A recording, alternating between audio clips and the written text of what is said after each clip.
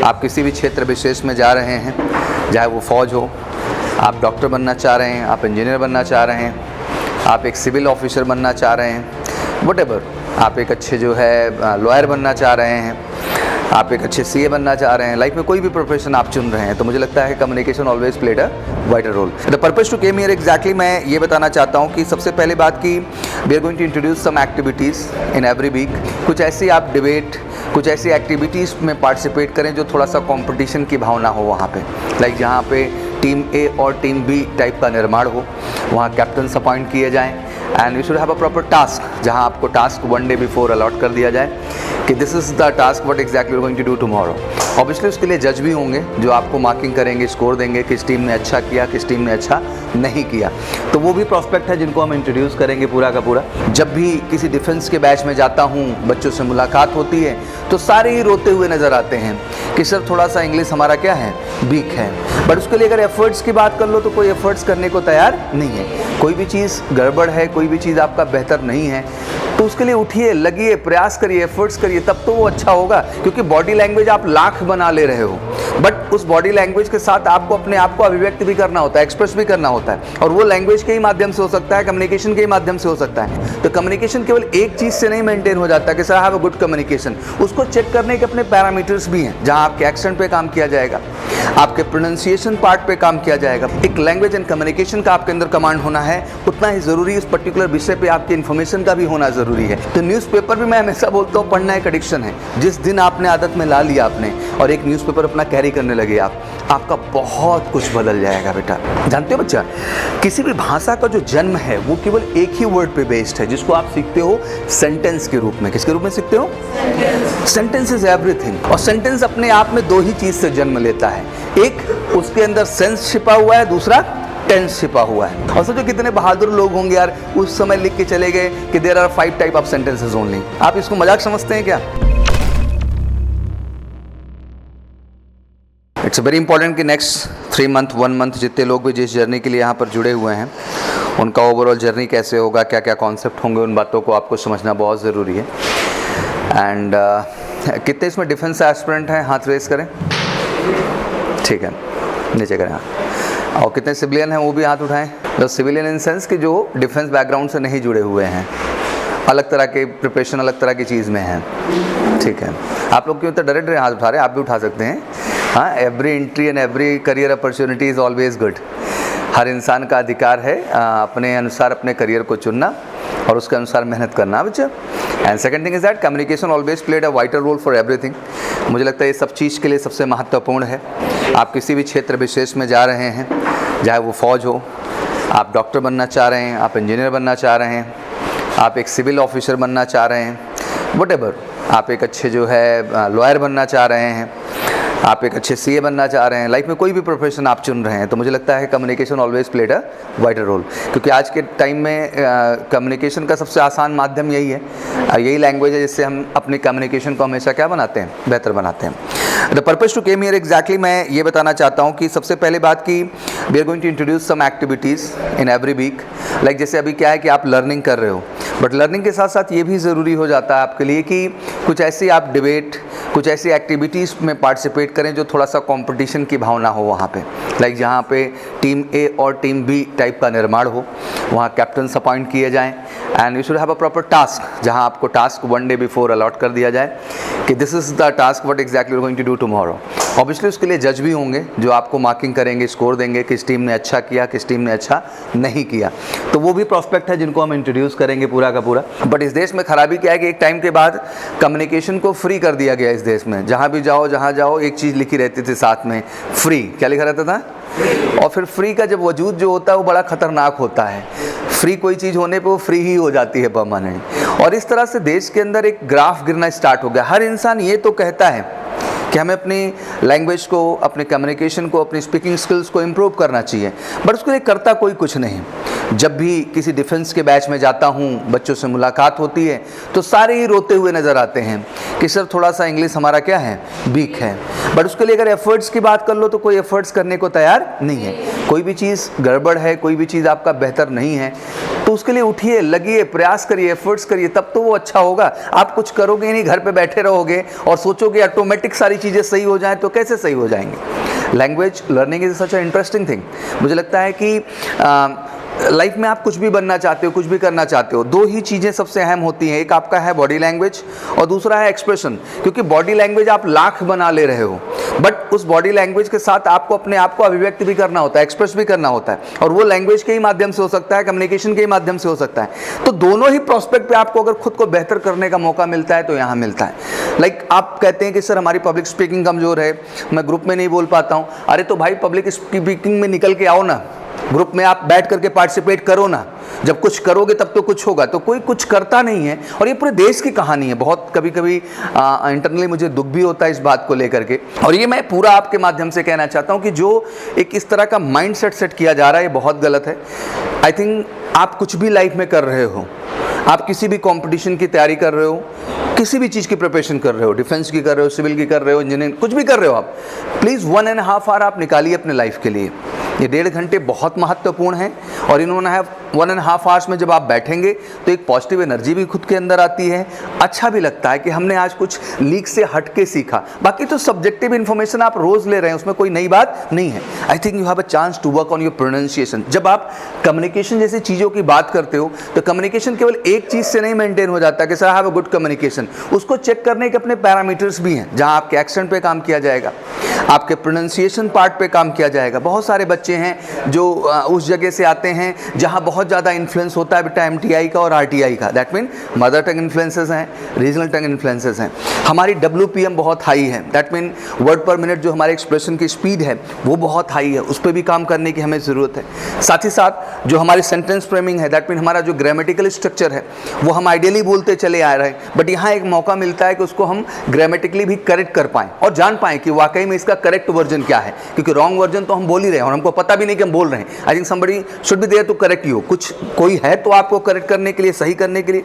तो कई सारे प्रोस्पेक्ट से मिल करके एक बेहतर कम्युनिकेशन बनती है, और उसमें बॉडी लैंग्वेज का भी एक बच्चा बहुत अहम रोल हो जाता है। तो इट्स वेरी इंपॉर्टेंट सेशन। बस ये है कि 1.5 घंटे चिल होना चाहिए, दिमाग एंजॉय करना चाहिए, ये फील करना चाहिए कि दिस 1.5 आवर मैं बिल्कुल बिंदास। इस समय बहुत एकेडमिक मत सोचा करो, इस समय बहुत ज़्यादा मत सोचा करो किस चीज़ की प्रिपरेशन कर रहे हो। बस ये सोचो कि 1.5 घंटे में इधर आए हैं ना, तो मेरे को खुद को एक्सप्रेस करना है, हर एक्टिविटी में कॉन्फिडेंट होकर पार्टिसिपेट करना है, मुझे स्टेज पे आना है।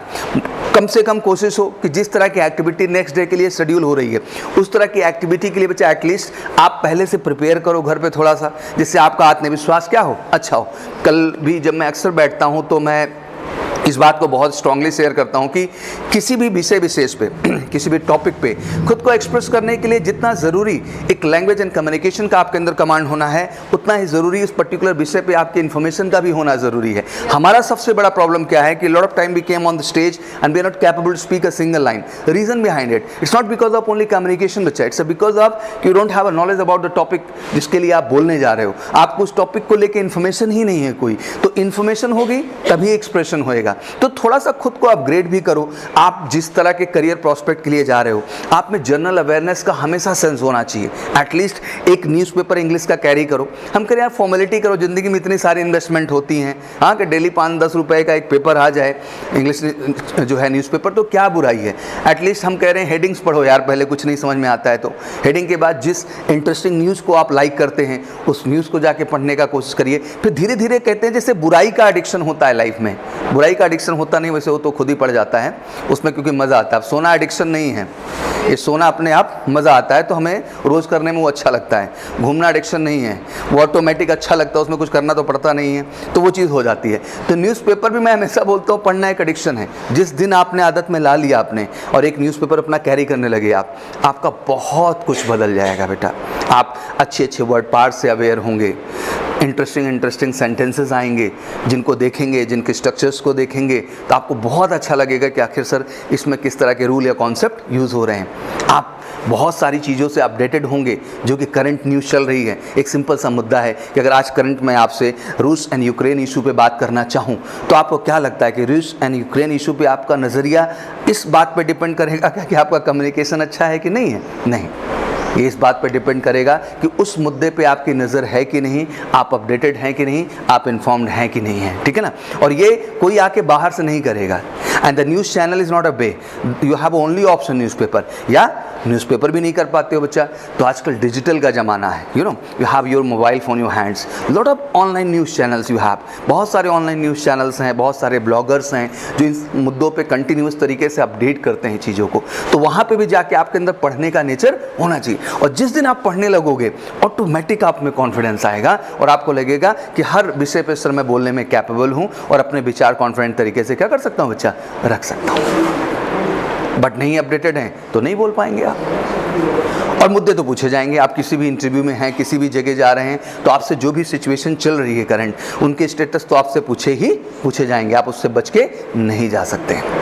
तो आई थिंक दिस 1.5 आवर, मैं कभी कभी तो माइंडसेट ही नहीं समझ पाता हूँ देश का या बच्चों का कि क्या पूरी ज़िंदगी बैठ करके हम इस बात के लिए रोएंगे कि सर हमारा कम्युनिकेशन अच्छा नहीं है, क्या एक कदम आगे बढ़ करके उसके लिए हम एफर्ट्स करना और प्रयास करना स्टार्ट करेंगे, और वो आप स्टार्ट करेंगे तो आप अपने आप में बेहतर चेंज पाएंगे। Obviously you have a teaching plan जिसका आप बिल्कुल इस्तेमाल नहीं करते हैं। क्या नहीं करते हैं? हाँ, इसलिए मैं इसको थोड़ा सा रिवाइज करने आपके लिए आया हूँ। ऑब्वियसली इसको थोड़ा ध्यान से देखें। टीचिंग प्लान मिला है आप लोगों को? कभी उठा के देखते हैं उसको? नहीं देखते हैं। हाँ, देखते हैं जी। तो कौन से यूनिट पे चल रहे हैं आप? हाँ, फर्स्ट यूनिट पे चल रहे हैं पक्का?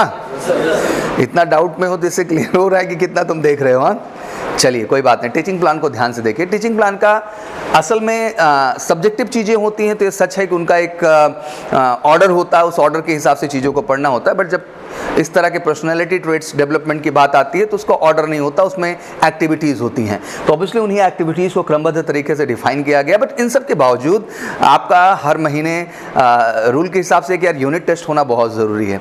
आप एक यूनिट टेस्ट जाएंगे, आपका फीडबैक आएगा तो मेरे को मिलने की वजह मिलेगी, नहीं तो खाम खा आके क्यों मिलेंगे। मान लो आज हम जिस विषय में आके यहाँ बात कर रहे हैं आपसे, तो नेक्स्ट टाइम आके इसी विषय में हम बात नहीं कर सकते। नेक्स्ट टाइम मतलब हमारे पास कुछ ना कुछ डिफरेंट कॉन्सेप्ट होना चाहिए आपसे डिस्कस करने के लिए, ठीक है ना।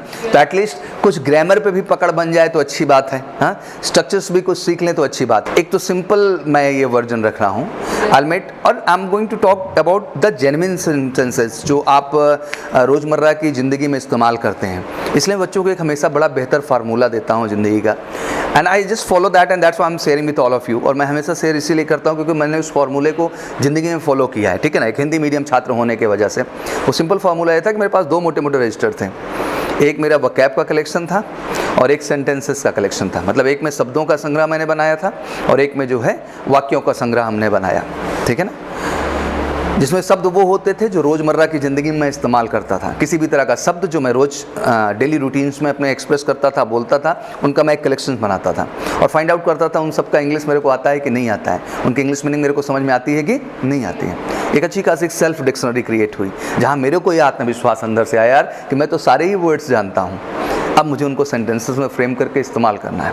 Then I started writing the sentences. मैं सुबह शाम तक हिंदी भाषा में जिन वाक्यों का प्रयोग करता था आम बोलचाल के लिए जो है, मैंने उन सेंटेंसेस को लिखना शुरू किया हिंदी में। And then I started making translation. जब मैं उनका ट्रांसलेशन करने बैठता था तो हाथ पैर कांप जाते थे क्योंकि वो होते तो बहुत आसान थे बोलचाल। आसानी है ना, मैंने बच्चे को रुलाया, लेकिन अभी आपके हाथ पैर फूल जाएंगे। क्या फूल जाएंगे?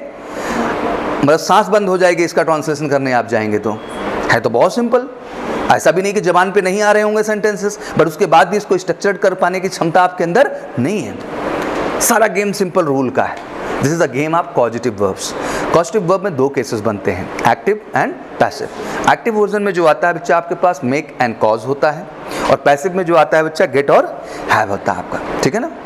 अब सेम कंडीशन समझना कि यहाँ पे बोल रहा है कि मैंने बाल कटवाया, तो I got my hair cut या I had my hair cut भी हो सकता है। बट वहीं देखो एक्टिव कंडीशन, मैंने बच्चे को रुलाया तो I made the child cry, you know, या आई कॉज्ड, मैं ही तो कारण हूँ या मैंने किया वो काम तो मैंने उसको ये चीज़ किया। अब इसको सिंपल अगर कॉजेटिव वर्ब पढ़ लिया जाए तो बहुत सारे ऐसे स्ट्रक्चर्स हैं। अब इस पर रुका नहीं जाता है। अब कॉजेटिव वर्ब के इसी तरह के सेंटेंसेस फाइंड आउट करने होते हैं कि कितने ज़्यादा से ज़्यादा हम कॉजेटिव के एक्टिव सेंटेंसेस को नोट डाउन कर लें और पैसिव को कर लें। आत्मविश्वास 7वें आसमान पे। जानते हो बच्चा, किसी भी भाषा का जो जन्म है वो केवल एक ही वर्ड पे बेस्ड है, जिसको आप सीखते हो सेंटेंस के रूप में। किसके रूप में सीखते हो? Sentence is everything. उसके बाहर कुछ है ही नहीं। आप जो भी लिखोगे वो क्या होगा? सेंटेंस ही होगा। आप जो भी बोलते हो क्या है? आप जो भी सुन के समझते हो क्या है? तो सब कुछ सेंटेंस है। और सेंटेंस अपने आप में दो ही चीज से जन्म लेता है। एक, उसके अंदर सेंस छिपा हुआ है, दूसरा टेंस छिपा हुआ है। और उन दोनों को मिला के क्या बना हुआ है? और ये सही भी है, क्योंकि जो भी बातें हम लोग करते हैं बेटा, उनमें एक सेंस होता है और उसमें एक समय भी होता है। ऐसा नहीं तो कि बेसमय हम बैठ के बात करते हैं। या तो वो बात प्रेजेंट में होगी, या तो वो बात पास्ट में होगी, या तो वो बात क्या होगी बच्चा? फ्यूचर में होगी। अब जैसे मैं तुमसे बोल ही दूं कि मैंने तेरे को क्या जाना है, अब तुमसे मैं आइडेंटिफाई करने को बोलूंगा तो तुम क्या आइडेंटिफाई करोगे इसको? इसके अंदर क्या नहीं तुम्हें नजर आया? इस वाक्य में क्या नहीं है? सेंस नहीं है सर। क्या नहीं है? मैंने तुमको क्या जाना है। लो भैया, तो पागल की तरह आप बोलेंगे तो आप हिंदी में पागल की तरह बोलेंगे तो कोई समझेगा क्या? तो अगर अंग्रेजी में भी पागल की तरह बोलेंगे तो कोई समझेगा क्या? ये बात तो दोनों जगह के लिए लागू होती है ना बेटा। अगर आप हिंदी में एक सेंसिबल वाक्यों का प्रयोग करते हैं अपने आप को एक्सप्रेस करने के लिए, बोलने के लिए, तो अंग्रेजी भाषा में भी आपसे एक्सपेक्टेशन वही की जाती है। और ये सारी चीज़ें प्रैक्टिस से आती हैं, कोई बहुत बड़ी चीज़ नहीं है बच्चा। जानते हो, जब एक सेंटेंस का निर्माण होता है तो बचपन से पढ़ते चले आए हो कि a group of words which gives us sense, that's called sentence. तो आइडेंटिफाई करना यही होता है कि आखिर वो ग्रुप ऑफ वर्ड्स हैं कौन से जिनसे एक सेंटेंस का निर्माण हो रहा है। तो जब ढूंढने जाओगे तो कोई अजूबा नहीं नजर आएगा, पूरा का पूरा तुमको पार्ट्स ऑफ स्पीच दिखाई देगा। क्या दिखाई देगा? क्या उसके बाहर भी कुछ आ सकता है क्या? जब वो कह ही रहा है पार्ट्स ऑफ स्पीच, क्या कहते हैं? वैसे इतना अंग्रेजी में तो नहीं समझ में आता है, हिंदी में समझा देता हूँ। इसको कहते हैं शब्द के भेद। क्या बोलते हैं? शब्द के भेद। तो एग्जैक्टली शब्द के भी भेद डिफाइंड है, मतलब उसके भी टाइप्स डिफाइंड है। मैं इतना डीप आपको क्यों ले जा रहा हूँ? क्योंकि ये बेसिक्स हैं, इतना आपको सीखना और जानना पड़ेगा, तभी मजा आएगा। मैं भी इम्फैटिक सेंटेंसेस आपसे बोलूँ, क्या बोलूँ? जोरदार कथन जो बोलते हैं, आकस्मिक कथन आप लोग जो बोलते हैं, तो उनके भी मैं सेंटेंसेस दूंगा, कंडीशनल्स के दूंगा। तो ये आपको स्ट्रक्चर सीखना पड़ेगा। और इंटरेस्टिंग बात मैम कि इनको जो ग्रामर की किताब मिली हुई है उसमें हर तरह के स्ट्रक्चर्स डाले गए हैं। कोई भी पॉजिटिव वर्ब, कोई भी स्ट्रक्चर्स कुछ नहीं छोड़ा है।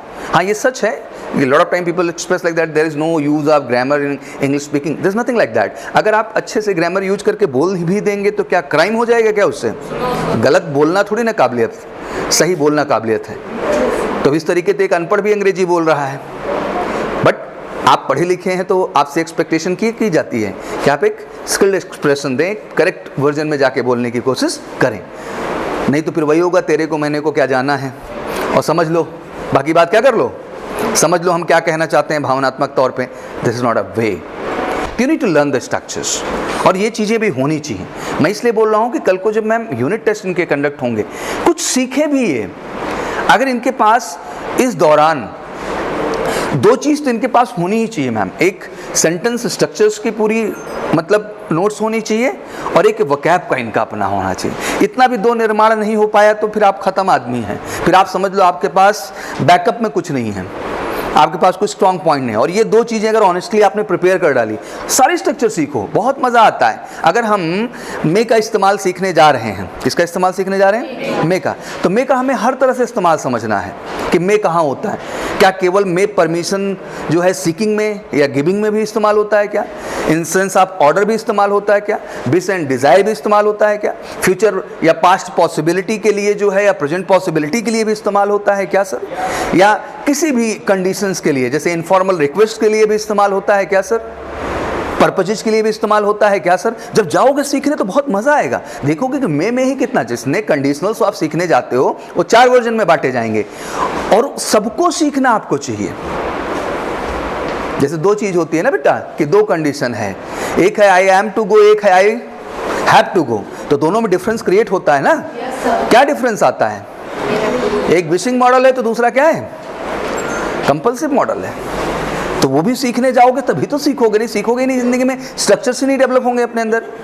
इट्स वेरी इंपॉर्टेंट कि लर्निंग की ओर भी बढ़ें। मतलब मेरा ये पॉइंट था बेटा, एक्टिविटीज़ तो करिए बट मुझे लगता है कि स्ट्रक्चरिंग की ओर भी बढ़िए, बहुत मज़ा आएगा, आपको लगेगा इस तरह हम ज्ञान से अपडेटेड हैं। और बेटा नॉलेज ही आपको किसी भी क्षेत्र में सफलता दिलाती है, उसका कोई अल्टरनेटिव आपके पास नहीं है। और ऑनेस्टली बोलूँ, ग्रामर की बुक खोली आप, लिया है बच्चा कोई ग्रामर की बुक? हमने एक एक स्ट्रक्चर उसमें डाला है, कोई ऐसा स्ट्रक्चर नहीं है जो उसमें हम लोगों ने छोड़ा हो, सारे स्ट्रक्चर्स डाल दिए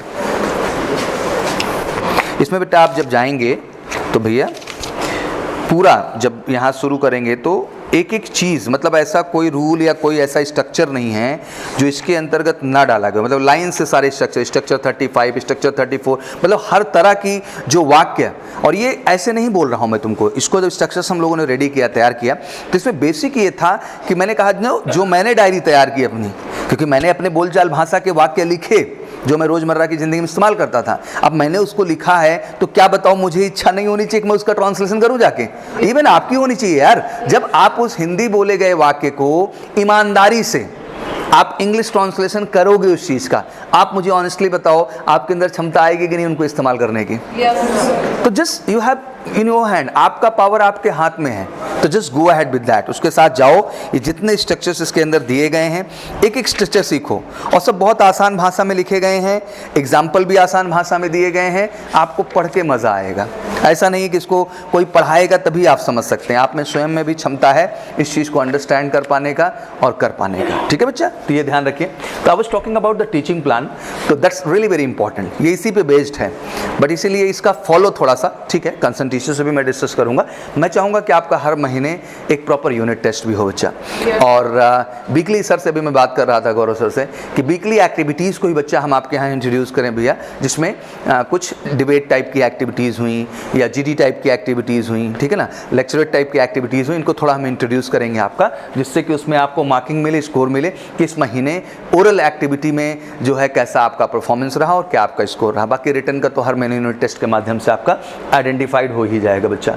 obviously all books are very important, activity book है, कभी उठाओ, हर टास्क जो तुम क्लास में करते हो, क्या करते हो, इंट्रोडक्शन का हर फॉर्मेट वहाँ तुमको मिलेगा। Then you will come to the conversation part, हर तरह के कन्वर्सेशन स्किल्स का कंटेंट आपको बुक के अंदर दिया गया है। फिर आप आगे बढ़ते हैं, फिर आपको मौका मिलता है जो है सेलिब्रिटी राउंड समझने का, प्रेजेंटेशन का, लेक्चरेट का, जीडी का, हर एक्टिविटी जो आप क्लास के अंदर करते हैं उस एक्टिविटी पे बेस्ड इंट्रोडक्शन और उस एक्टिविटी का कंटेंट आपको वेल प्लान तरीके से दिया गया है। अगर स्वयं से भी थोड़ा थोड़ा एफर्ट्स बढ़ा दें तो मुझे लगता है कि आप खुद को बेहतर और अच्छा कर पाएंगे हर दृष्टिकोण से। और मैंने कहा कि कुछ एक्टिविटीज़ को हम बढ़ाने की बात कर रहे हैं, तो इसी मंच से we will start to increase that activity, उन एक्टिविटी को हम बढ़ाएंगे अब। और ये वीकली टीम 2 ग्रुपों में बांटी जाएंगी, पूरी की पूरी क्लास भी 2 ग्रुप में बैठे रहते हो तुम लोग, तो टीम भी क्या कर देंगे हम लोग 2 पार्ट में बांटेंगे और अच्छा करिए। और उसका स्कोर आपको जरूर डिफाइन किया जाएगा कि आखिर आपने किस तरह से परफॉर्मेंस किया। ये एक्टिविटीज़ हैं जो मैं आपको इंट्रोड्यूस कर रहा है, जिसमें introduction you need to be perfect in that overall. Second will come to the debate activity. अब डिबेट में अब मुझे बताओ, आप किसी भी मुद्दे पे डिबेट करने जा रहे हो, क्या करने जा रहे हो?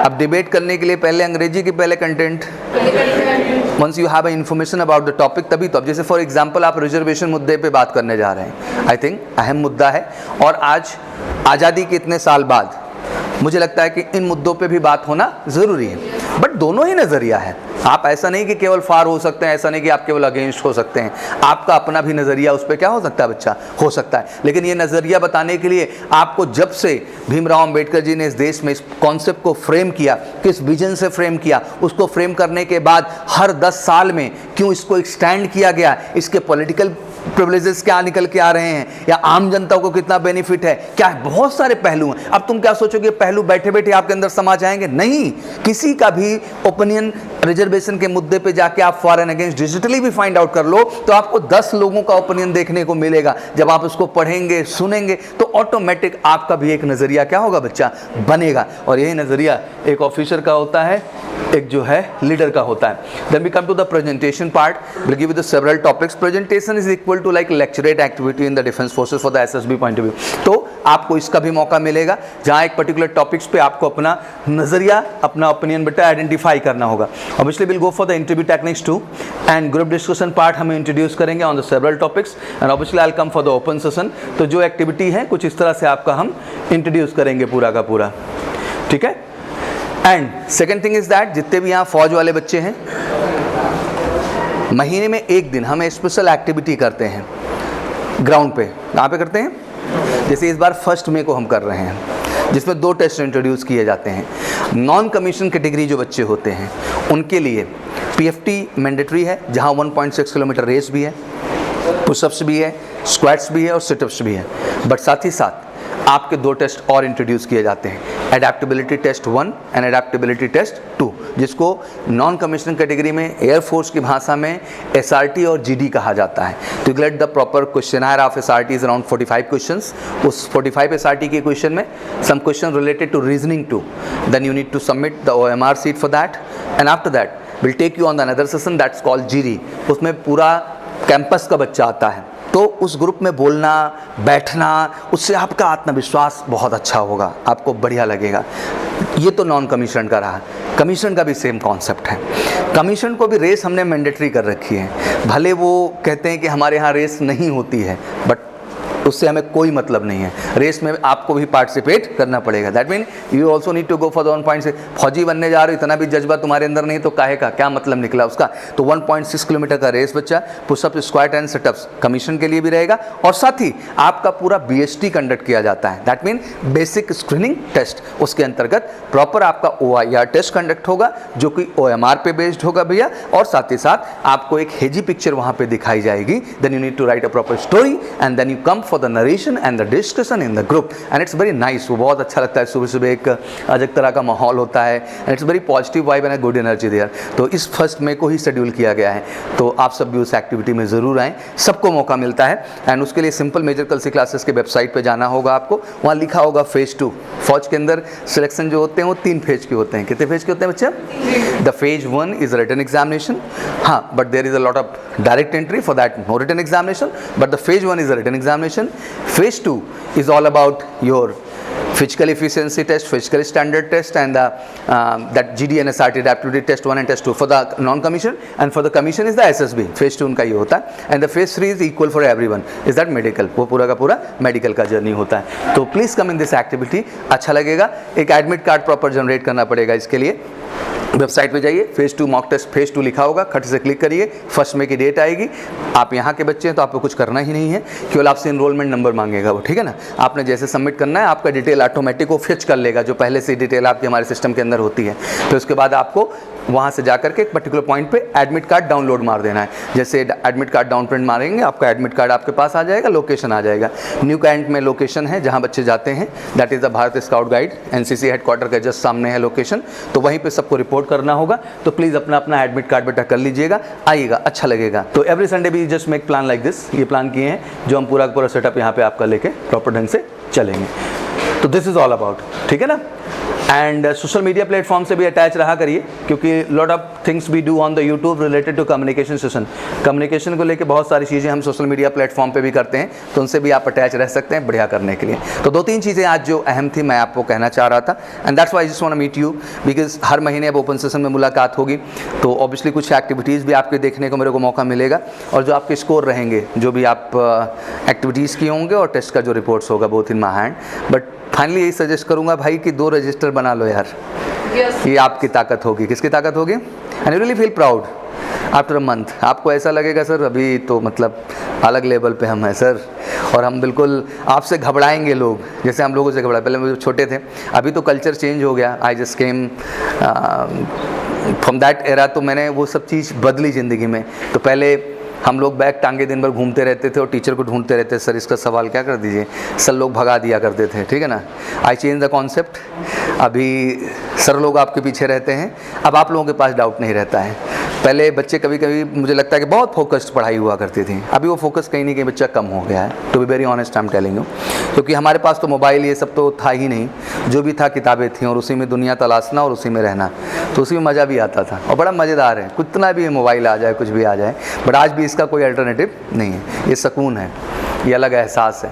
तो डाउट्स पे बिल्कुल जाइए, मतलब आप जब ये ट्रांसलेशन वाला लिखना स्टार्ट करेंगे ना बच्चा, तो आपको अपना असल में पता चलेगा क्या क्षमता है, क्या आपका अंदर का स्ट्रेंथ है। और इंग्लिश बहुत आसान लैंग्वेज है यार, अगर इसको वेल स्ट्रक्चर तरीके से पढ़ा जाए तो हर चीज़ में मज़ा है।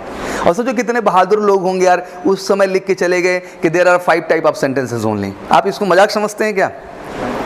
उन्होंने पूरी इंसानी भाषा को बांध दिया उन 5 आकार में, जिनको आप अफर्मेटिव, नेगेटिव, इंट्रोगेटिव और इनके नाम से सुनते हैं, हाँ, जिनको आप जो है इम्परेटिव के नाम से सुनते हैं, एक्सक्लेमेटरी के नाम से सुनते हैं, ऑप्टेटिव के नाम से सुनते हैं। तो ये 5 टाइप के सेंटेंसेस का निर्माण करके वो चले गए। वो बोल दिया अल्लाह बल्ला नल्ला कुछ भी बोल लो, तुम इन 5 के बाहर नहीं जाओगे। अगर इंसानी भाषा है और इंसान को समझाना है तो इन 5 के बाहर जाने का आपको राइट नहीं है। उसमें भी कन्वर्सेशन स्किल्स में मेजर जो रोल इन्होंने निकाल के दे दिया बेटा, वो असर्टिव सेंटेंसेस का दे दिया। किसका दे दिया? जो कि अपने अंदर दोनों ही समाये हुए हैं, अफर्मेटिव केसेस भी रखते हैं अपने पास और नेगेटिव केसेस भी रखते हैं। तो सब कुछ समा दिया एक ही वर्जन में। तो 5 टाइप ऑफ सेंटेंसेस ही तो सीख रहे हो पूरा, और क्या सीखते हो? जब आप पढ़ने चले जाएंगे मॉडल्स को, हर चीज़ को, तो क्या सीखेंगे? इंपरेटिव भी तो सीखेंगे। एक्सक्लेमेटरी केसेस क्लियर ही हैं कि 3 ही इमोशन हो सकता है आदमी को, जॉय होगा, सॉरो होगा, सरप्राइज। के अलावा भी कुछ है क्या?